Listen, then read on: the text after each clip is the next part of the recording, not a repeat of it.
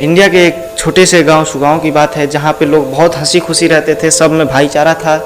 लेकिन एक दिन की बात है, इंडिया से और एक दूसरे कंट्री से लड़ाई शुरू हुई, जिसके बाद बॉर्डर से लड़ाई होते होते या बम की लड़ाई होने लगी, जिसमें बहुत खतरनाक बम इस्तेमाल करने लगे।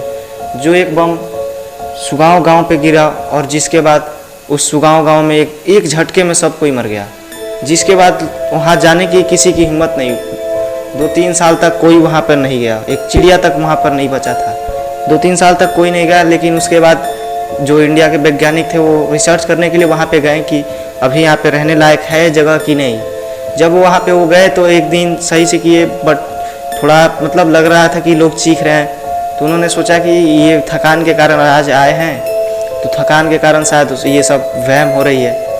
जिसके बाद वो लोग सो गए। सुबह उठे और रिसर्च करने लगे। फिर शाम को जब वो खाने बना रहे थे और खाने की तैयारी कर रहे थे, तभी उनको लगा कि फिर से कोई रोने की आवाज़ आ रही है। जब वो गांव में घूमे तो उनको पता चला चारों ओर अंधकार छाई हुई है, कोई सारे घर टूटे पड़े हैं, सब में घास फूस जमी हुई है, ना एक पंछी है ना एक सांप है, कोई भी जानवर वहाँ पे नहीं है। ये लोग रिसर्च करने गए हुए हैं, तभी एक परछाई दिखती है दूर से। वो लोग डर जाते हैं कि ये क्या है।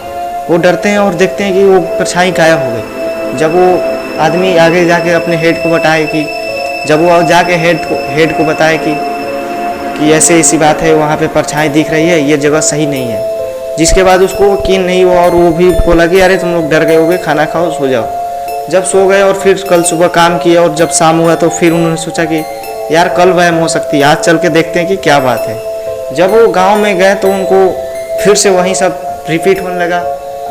फिर वो जब अगली सुबह घूमने गए तो उन्होंने देखा कि कोई आग ताप रहा है, तो उन्होंने सोचा कि चलो उससे बात करते हैं कि इस गांव में क्या बात है।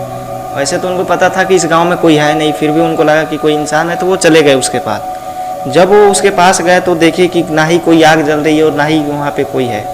उनको लगा चलो दिमाग की भ्रम होगी, सर ने बोला ही था।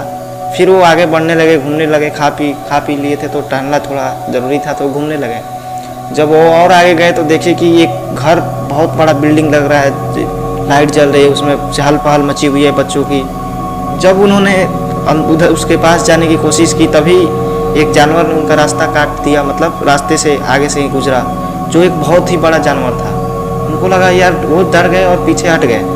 जब वो पीछे हटे तब उनको पीछे एक परछाई दिखाई दी जो उनके पास दौड़ते हुए आ रहा था, हेल्प करते हुए कि मेरी मदद करो, हम जल रहे हैं, बहुत शरीर जल रहा है। वो बहुत ज़्यादा डर गए और दौड़ते दौड़ते अपने कैंप के पास गए। और जब वो कैंप के पास गए और ये सब बात बताई तो उन्होंने कहा, उनके हेड जो थे वो बोले कि कल सुबह हम इसको देखेंगे कि क्या बात है। उसके बाद वो सब लोग सो गए और कल सुबह जो अब ये कहानी रात में हो रही थी डरावनी, वो अब दिन में भी होने लगी।